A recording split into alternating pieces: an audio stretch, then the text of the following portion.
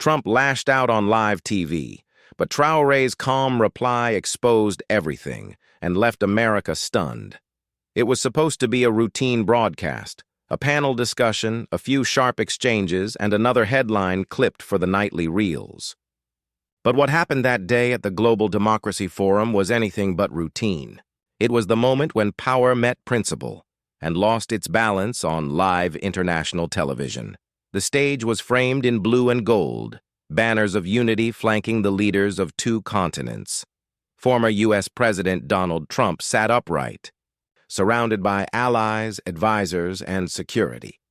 On the opposite side sat Captain Ibrahim Traore, the leader of Burkina Faso, dressed not in designer suits, but in his earth-toned military fatigues, simple, unapologetic, and symbolic of a different kind of strength. The moderator, an award-winning journalist from Europe, had just turned the conversation toward Africa's recent resistance to foreign military influence. Cameras zoomed in, fingers hovered over social feeds, and the audience leaned forward. Then it happened. Trump, visibly agitated, slammed his palm on the table and interrupted. "This man," he said, pointing directly at Traoré, "has no idea what he's doing. He's pushing Africa back into chaos. He throws away American partnership, American investment. And for what? Pride?" The room fell silent. Even the moderators froze, but Traoré did not blink. He didn't look away, didn't shift in his seat. Instead, he leaned slightly forward, not with anger, but with a calm so heavy it changed the air itself. He didn't respond immediately. In fact, he didn't speak for a full 10 seconds. But his silence carried something no microphone ever could: history, pain, patience, defiance. And then, with measured breath, he said what no one expected. "I did not throw away American partnership. I threw away American permission." It was one sentence, but it lit the fuse. The U.S. panel recoiled. Trump leaned back as if trying to regain control of the narrative. But it was gone. The room had shifted. Journalists began typing without blinking. Phones buzzed like a virus of electricity. And suddenly, the only voice that mattered on that stage was not from New York, but from Ouagadougou. In the hours that followed, the clip flooded every platform. Millions watched as Traoré refused to soften his words. He spoke not with fury, but with facts. He recalled how American intelligence agencies had supported decades of puppet regimes across Africa, how investment often meant surveillance, how aid often arrived with hidden clauses and quiet military bases. "We were not poor before the world arrived," he said. "We were stripped." He didn't speak like a politician. He spoke like a soldier who had buried too many of his own to tolerate hypocrisy. He did not insult. He exposed. And Trump, caught in the glare of a truth too raw to dodge, made a second mistake. He shouted over him, "You're lying! We gave you aid! We gave you security! We saved you from terrorists!" To which Traoré responded, still in that quiet, thunderous tone, "No, you gave us the guns and then sold us the bullets." That was the line that cracked the West's narrative, not just because it was bold, but because it was true. By nightfall, U.S. officials were scrambling. Conservative news channels spun the story into anti-American sentiment. Liberal commentators were more cautious, calling it a diplomatic misstep on Trump's part. But African nations? They erupted. Traoré's words had pierced through layers of colonial residue, trade deals, and Western paternalism. Leaders from Mali, Niger, and Guinea issued statements of solidarity. Online, the hashtag "We did not ask permission" trended across the continent. But the real tremor came from within the West itself. A senior State Department advisor leaked internal memos showing that Burkina Faso had, in fact, requested less military presence for years, only to be ignored. Aid was conditional. Partnerships were coerced. It wasn't diplomacy, it was dependency. And Traoré had called it out, live. Trump retreated, not in body, but in posture. The next day, he declined interviews. His media team spun the outburst as a reaction to misinformation. But the damage had already inked itself into history. The U.S. government faced a hard choice: retaliate quietly or acknowledge a shifting power dynamic. They no longer controlled. They chose silence, but Traore did not. The following week, Traore addressed a global student summit in Accra, Ghana. No suits, no teleprompter, just a handheld mic and a packed auditorium. "There is a new kind of empire," he said. "It does not use flags or tanks. It uses debt, fear, shame.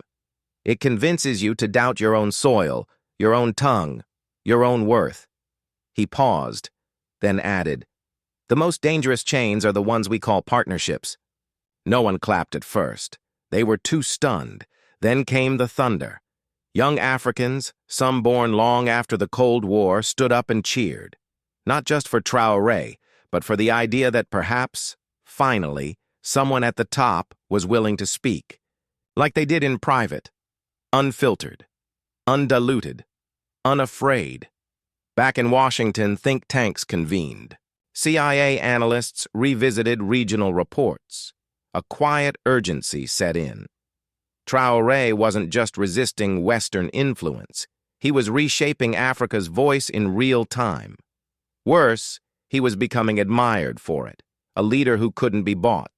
And that terrified them more than any insurgency ever had. But there was another side to this war, a quieter one. And it began the night a leaked document appeared on an independent journalist's site. The file was stamped "Confidential State Interests." West Africa. It outlined a series of strategies to isolate Burkina Faso through media, sanctions, and aligned press narratives. It wasn't fake.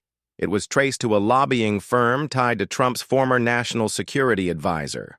The world now had proof. They weren't reacting to Traore. They had planned to crush him all along. The slap was political. But Traore's response was spiritual, and the world was watching.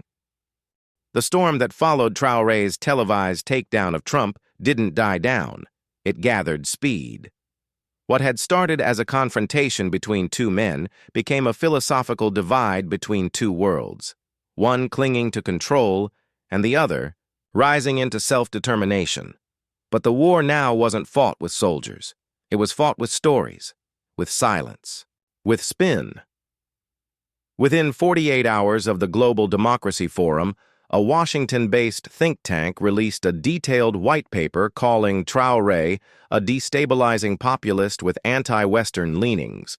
It was carried by major networks, quoted by columnists, and distributed to embassies across Europe. But it was never neutral. The funding behind the report came from a firm contracted by U.S. defense stakeholders with oil interests in West Africa. The smear campaign had begun. Meanwhile, in Burkina Faso, the streets painted a different picture. Murals of Traore rose overnight, spray-painted across schools, marketplaces, and city walls. Young people, dressed in earthy uniforms like his, began calling themselves the sons and daughters of the soil. They didn't ask for economic analysis. They saw something simple, a leader who told the world, "We are not yours to command." And in doing so, he had become a threat, not just to America's influence, but to every comfortable lie told in quiet rooms across the global north. Inside a Pentagon Situation Room, a closed meeting was held without minutes.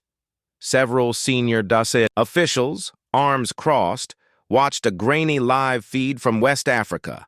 One general leaned forward. "He's uniting them," he said. "Not just Burkina. He's creating momentum." A diplomat across the table frowned. Momentum toward what? The general didn't answer, because he knew the real question wasn't what, but away from whom. And then someone suggested it, a term not spoken since the days of Patrice Lumumba. Regime realignment. It was code, not for diplomacy, but for containment. Back in Ouagadougou, Traore met with regional leaders behind closed doors. No press, no advisors, just raw conversation. He laid out a roadmap not for rebellion, but for refusal to trade resources for promises, to host foreign troops in exchange for instability, to build democracies on borrowed blueprints. He urged them to believe that Africa's future could not be outsourced.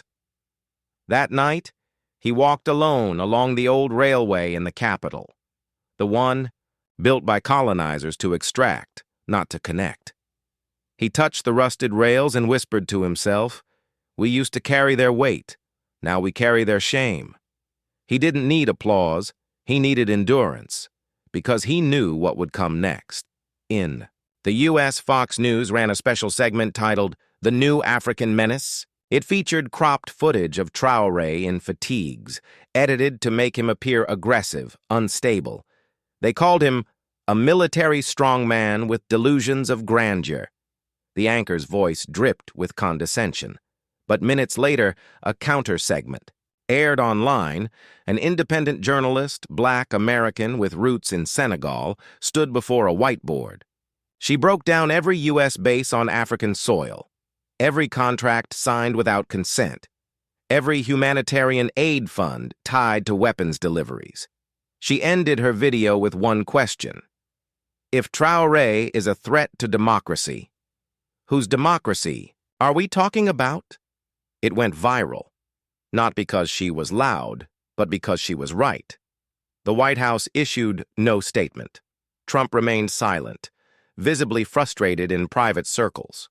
He had underestimated the man in the brown uniform. He thought he could rattle him, provoke a mistake, discredit him as emotional or extreme, but Traoré didn't bite. He never raised his voice, and that made him more dangerous than any tank.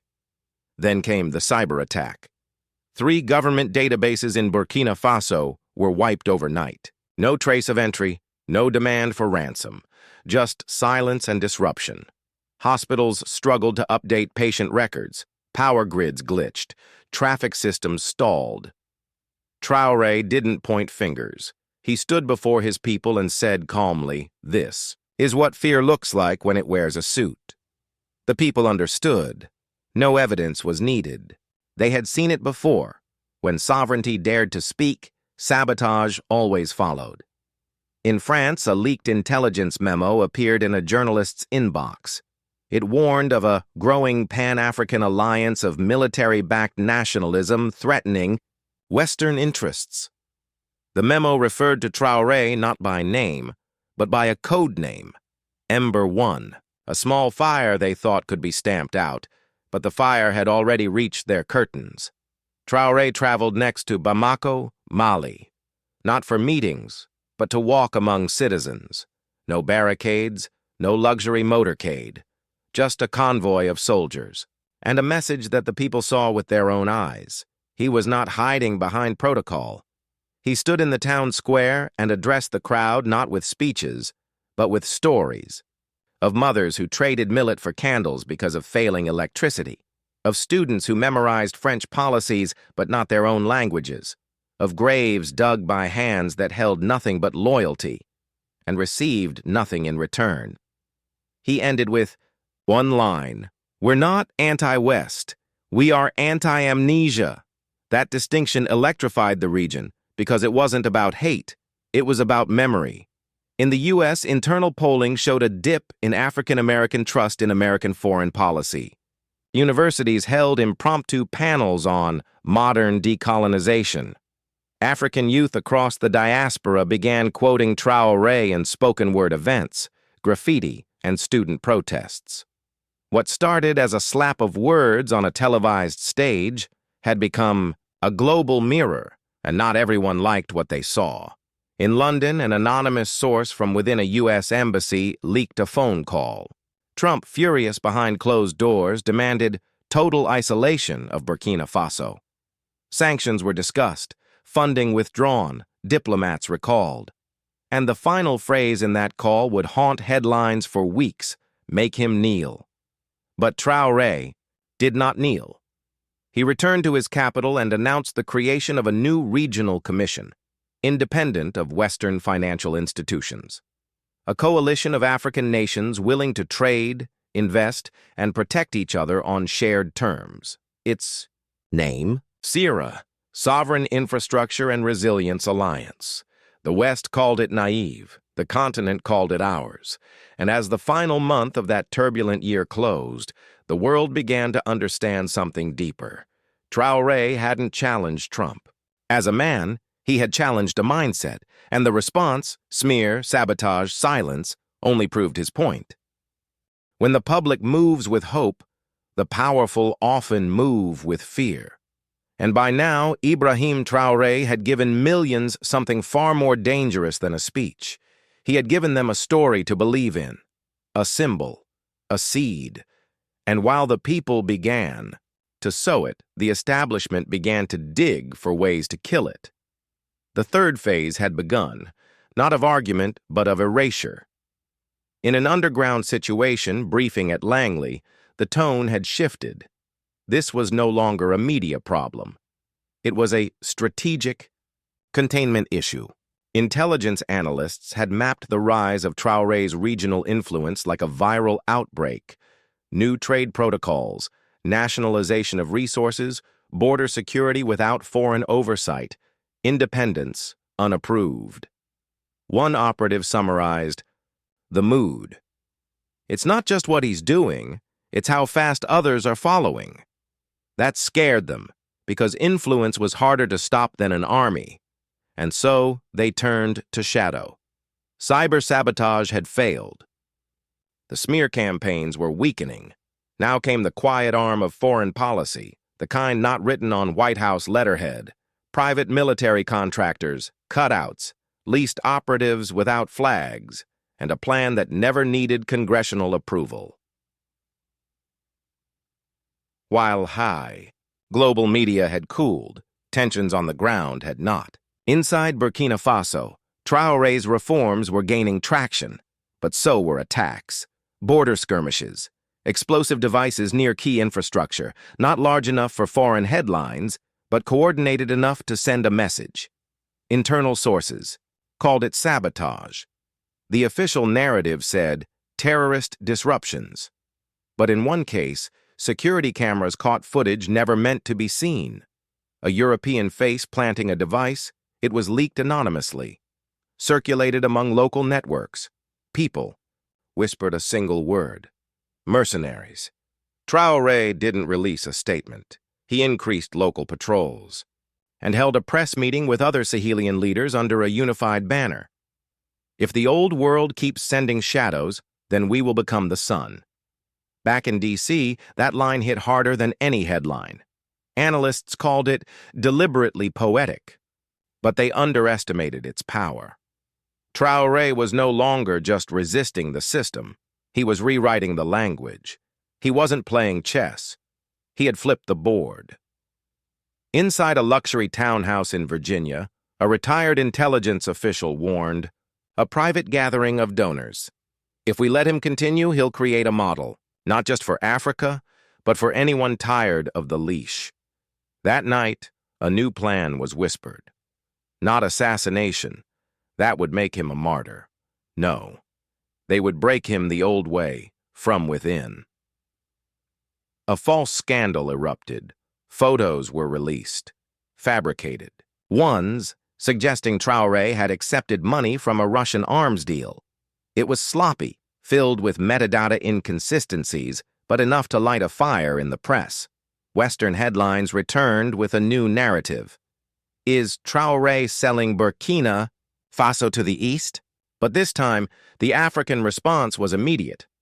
Dozens of independent journalists across the continent broke down the manipulation in real time, tracing the files, comparing timestamps, exposing the doctored frames. They didn't wait for him to defend himself. They defended him, because now his fight had become theirs. Still, the shadow war intensified. One of Traoré's close advisors disappeared en route to a summit in Togo.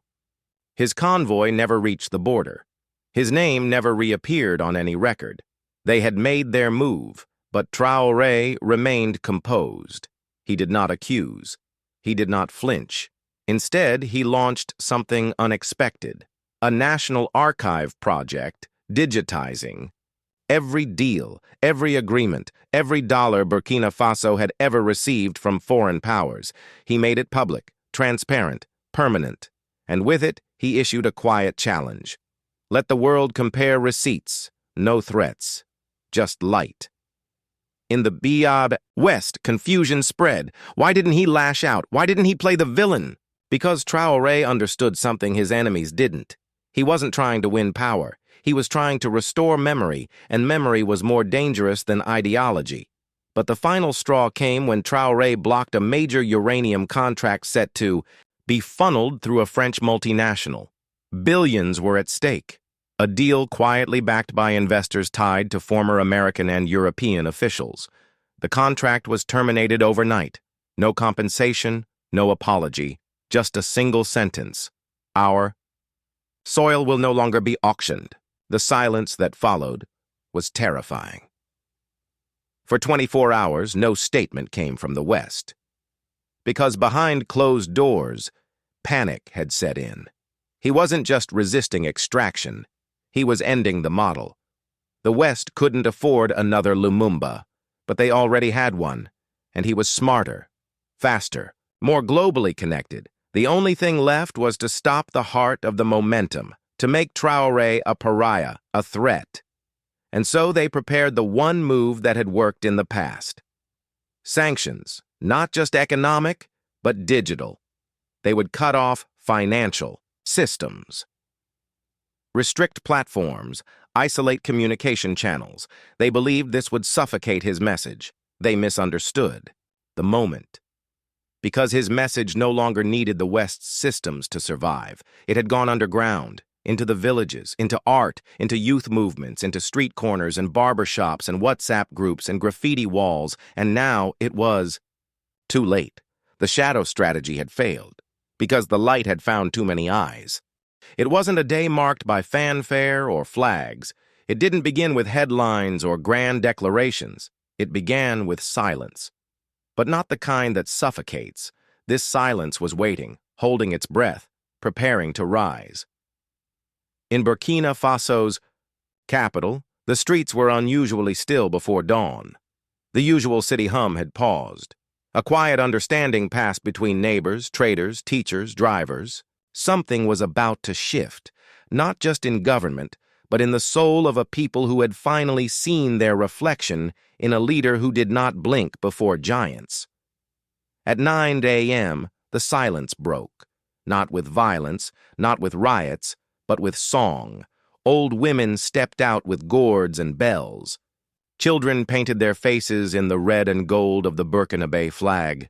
Young men walked barefoot through the streets, holding signs that read only one word: sovereign. There had been no official call for demonstration.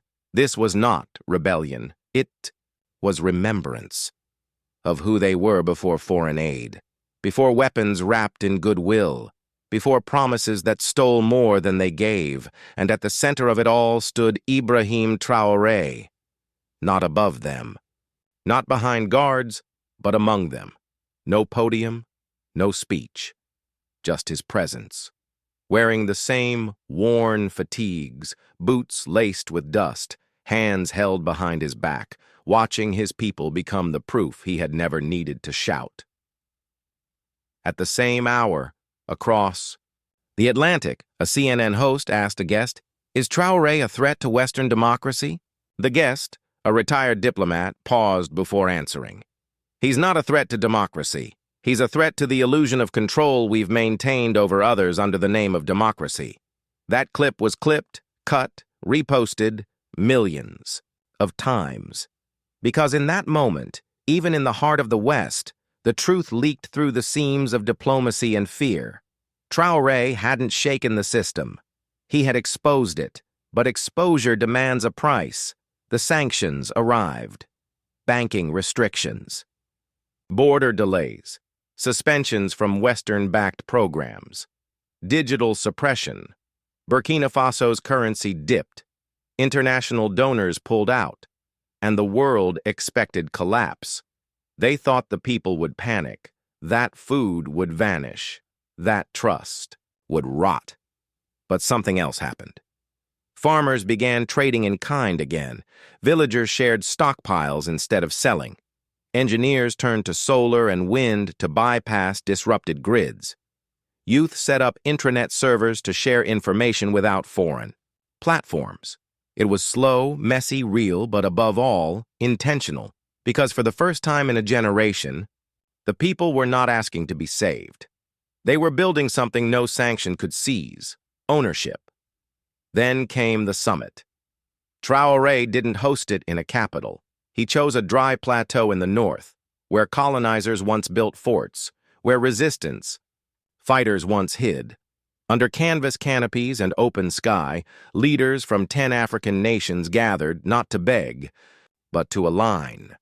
There were no interpreters, no foreign delegates, just Africa speaking to itself, and what they agreed upon would make headlines for weeks: a shared agricultural network funded without loans, a regional security pact excluding all former colonial militaries, a pan-African currency pilot, digital, decentralized, sovereign. It wasn't perfect, but it was proof that the continent could architect its own future, even if it meant walking through fire. And as news of the summit spread, something remarkable happened. Leaders from South America, Southeast Asia, and even Eastern Europe quietly reached out, not for aid, for collaboration, because the message had crossed oceans. You don't have to kneel to be respected. Trump, now a private citizen, held a rally days later.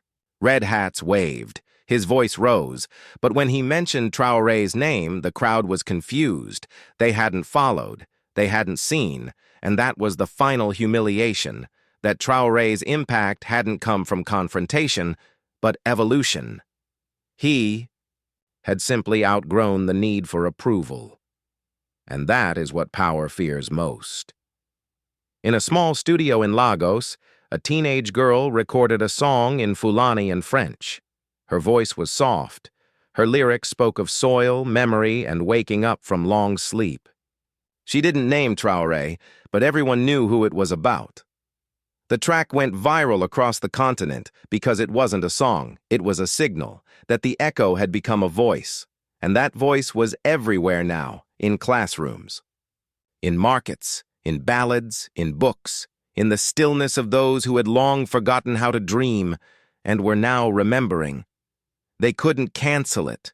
They couldn't contain it. Because what Traoré started wasn't about him anymore. He had done something rarer than heroism. He had made it not about himself, and in doing so, he became impossible to erase. In a quiet room in Ouagadougou, away from the chants, the hashtags, and the threats, Traoré sat alone. He reread a letter written in soft ink, sent from a grandmother in the South. They called you trouble, but you are the medicine that made the wound speak. He folded the note. No medals adorned his chest, no cameras flashed. But outside his door, a child's voice sang that teenage girl's song, and that was enough. Because power fades, but the voice of a healed people? That becomes history.